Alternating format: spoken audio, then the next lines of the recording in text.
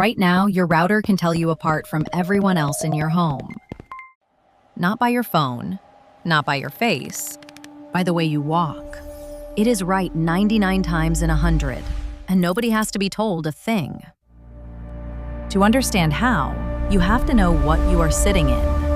A radio field. It fills your room and passes straight through your walls. You cannot feel it, but it can feel you, because a radio wave does not politely ignore the things it travels through. It hits them. It bounces, bends, scatters, gets swallowed. A wave that crosses an empty room arrives clean. A wave that crosses you arrives changed. And here's the strange part. That damage is not noise. It is a description.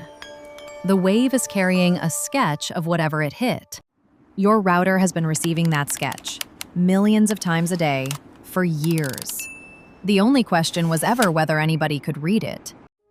For a long time, nobody easily could. The detailed sketch is buried deep in the hardware, and prying it out is genuinely difficult.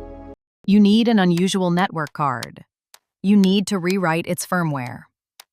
Fewer than 1 in 20 Wi-Fi devices out there can even do it. So the risk stayed theoretical, a thing that worked in a laboratory, with special equipment on a handful of volunteers. Nobody was worried. Then Wi-Fi got faster. And to make it faster, engineers taught your router to stop shouting in every direction at once. Instead, it aims. It gathers its signal into a beam and points that beam straight at your laptop. This is called beamforming. But to aim at you, the router needs to know where you are. So it asks, constantly, roughly 10 times a second. And your laptop answers. It sends back a small compressed report describing exactly how the signal arrived, how it was bent, and by what. Which means your own devices are now cheerfully broadcasting a description of the room, including a description of the person standing in it. You. To understand what your router has quietly become, stop thinking of it as a router. Start thinking of it as a camera. Not like a camera. A camera. The researchers say it plainly. This works the way an ordinary camera works, using radio instead of light. Every camera needs the same 4 things: a light source, a lens, film, and a darkroom to develop what it caught. The light source is the router itself, flooding your home with radio, over and over, every hour you are awake and every hour you sleep. The lens is you. Your body is the thing that bends the light. Your shoulders, your stride, the particular swing of your legs. Not your face, your walk. Gait is the most stubborn biometric we have. Extraordinarily hard to fake, extraordinarily hard to hide. The film is that little report your devices keep sending back. Not a picture you would recognize. A column of numbers, angles. But it is an exposure. One frozen instant of how the room bent the light. And your devices take 10 every second. Stack them up and you get something like a film strip. A moving record of a body crossing a room. A silhouette, drawn in radio. And then, the dark room.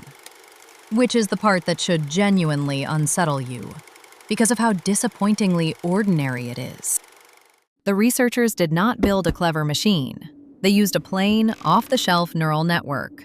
No expert tuning, no signal processing, nothing exotic. They fed it the raw numbers deliberately, to prove a point. You do not need to be brilliant to do this, only patient. Now, you are probably already reaching for a way out. Good. So did the researchers. Let us take your escapes one at a time. Your first instinct is to change how you move.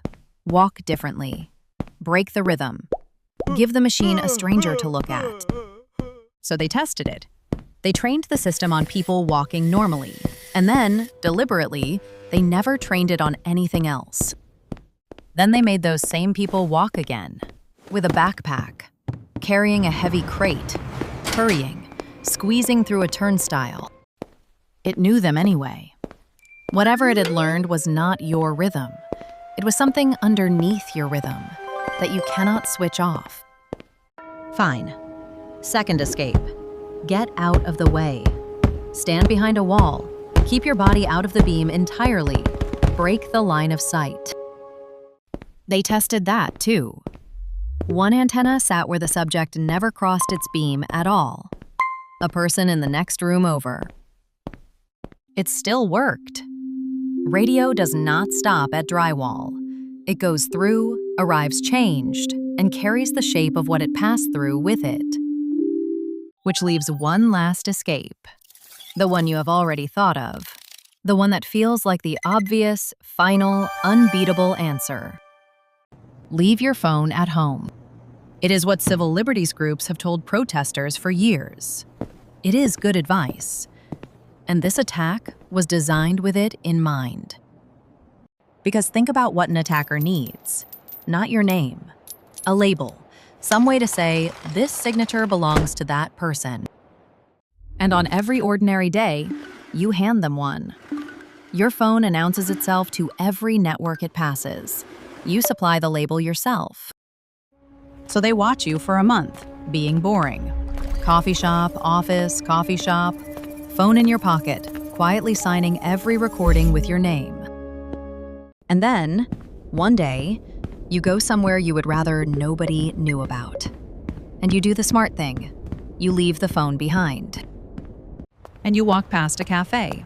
And the cafe's Wi-Fi does not need your phone. It already learned your body back when you were still carrying it. The precaution is the trap. The thing you did to disappear is the thing that taught the machine exactly what you look like. And now the real turn. Because you have spent this entire video assuming that somebody, somewhere, must have broken Wi-Fi. Nobody broke anything. There is no flaw here. No bug, no vulnerability, no clever exploit. Every part of this system is working perfectly, as designed. The router asks where you are because it is trying to serve you faster. Your devices answer because they are trying to be helpful. The surveillance is not a crack in the feature. The surveillance is the feature, seen from another angle. That is why it resists fixing. The researchers have a name for the world this creates. They call it an inverse panopticon, and it is a genuinely beautiful piece of thinking. A panopticon makes you feel watched when nobody is. This does the opposite. It makes you feel private while it is watching. You cross a road to avoid a security camera. You have never once crossed a road to avoid a router. Why would you? It has no lens, it has no red light. It is a small plastic box that helps you watch films. It raises no suspicion whatsoever. And there are billions of them.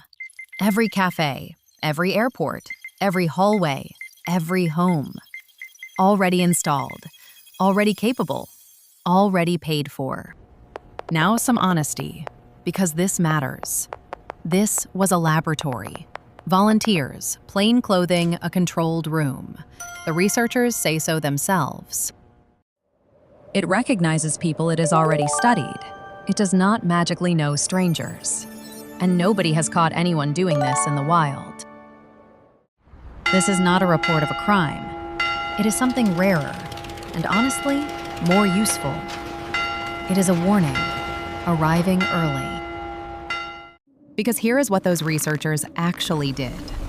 They found the hole, and then they published it. Free, open, for anyone to read.